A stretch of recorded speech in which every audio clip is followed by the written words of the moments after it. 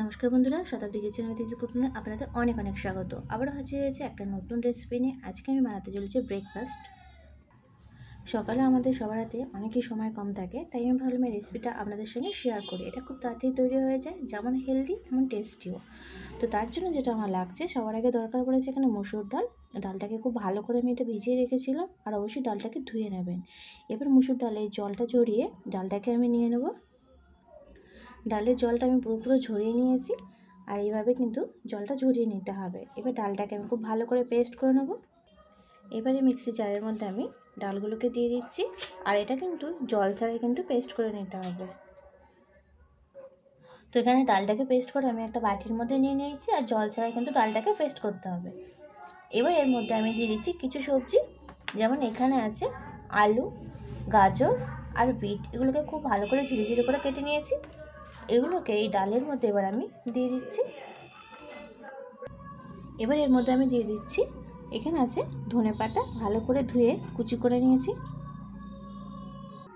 এবার এর মধ্যে দিয়ে দিচ্ছি পেঁয়াজ কুচি। আপনারা যদি নিরামিষভাবে বানাতে চান, সেক্ষেত্রে ডালটা আর পেঁয়াজটা বাদ দিলে আপনারা মুসুর ডালের পরিবর্তে অন্য কোনো ডাল ব্যবহার করতে পারেন। এবার এর মধ্যে দিয়ে দিচ্ছি সুজি।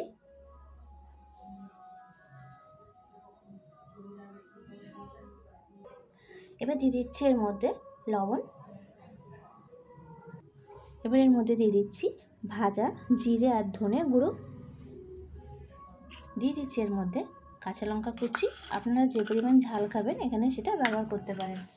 এবার সব কিছুকে খুব ভালো করে এবার আমি একটু হাতে মেখে নেবো এইভাবে।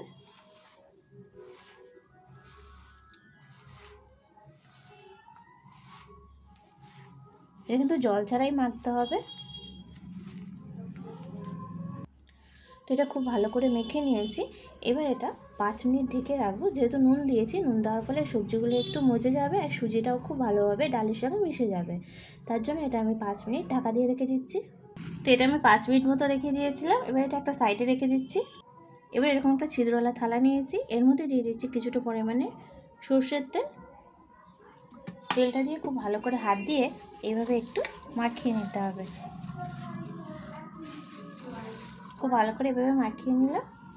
এইবার এটা দিয়ে অল্প অল্প করে এরকম হাতে নিয়ে গোল গোল পাকিয়ে নিতে হবে।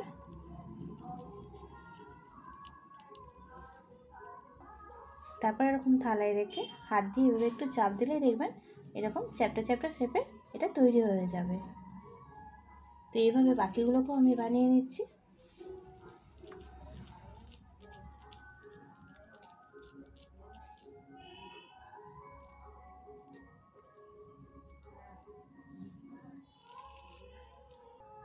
তো এরকমভাবে আমি সবকটা এখানে বানিয়ে নিয়েছি। এবার এখানে একটা কড়াইতে আমি জল গরম বসিয়ে দিয়েছি, আর জলটা কিন্তু গরম হয়ে এসছে। এবার এর মধ্যে আমি এই থালাটা এইভাবে বসিয়ে দিচ্ছি, আর খেয়াল রাখবেন যাতে জলটা ফুটলে পুরো ভাতটা যেন বাইরে বেরিয়ে না যায়। এবার আমি এটা দিয়ে ভালো করে একটু ঢেকে দিয়েছি, দিয়ে 5 মিনিট আমি এইভাবে এটাকে রান্না করে নেব। তো 5 মিনিট মতো আমি এইভাবে এগুলোকে রান্না করে নিয়েছিলাম, আর গ্যাসের ফ্লেমটা অবশ্যই মিডিয়ামে রেখে কিন্তু এটা করতে হবে। তো আমার এটা কিন্তু তৈরি হয়ে গেছে। এটা তৈরি হতে কিন্তু খুব কম সময় লাগে, আর ঘরে থাকা উপকরণ দিয়ে ঝটপট তৈরি হয়ে যায়। এটা কিন্তু খুব শরীরের পক্ষে হেলদিও। ছোটো থেকে বড় সবাই দেখবেন এই রেসিপিটা খুব ভালোবাসবে। তো আমার এটা তৈরি হয়ে গেছে। আমি এবার এটা কাঁটা চামচ দিয়ে এইভাবে এগুলোকে একটু সরিয়ে তুলে নিচ্ছি, আর এগুলো যখন দেখবেন হয়ে গেছে এইভাবে কিন্তু উঠে যাবে।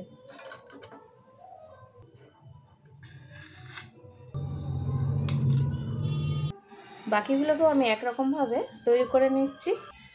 তো আজকে কিন্তু আমার ব্রেকফাস্টের রেসিপিটা তৈরি হয়ে গেছে। এইভাবে আপনারা ঝটপট তৈরি করে নিন। আমি এখানে সসের সঙ্গে পরিবেশন করছি।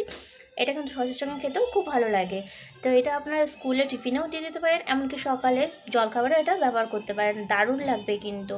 তো রেসিপিটা ঝটপট বানিয়ে নিন, আর আমাকে কমেন্ট করে জানান আজকে আমার এই রেসিপি আপনাদের কেমন লাগলো। যদি ভালো লেগে থাকে লাইক কমেন্ট আর শেয়ার করে দেবেন। চ্যানেলটা সাবস্ক্রাইব করে রাখার অনুরোধ রইল। আপনারা সবাই ভালো থাকবেন, সুস্থ থাকবেন। আজকের মতো টাটা।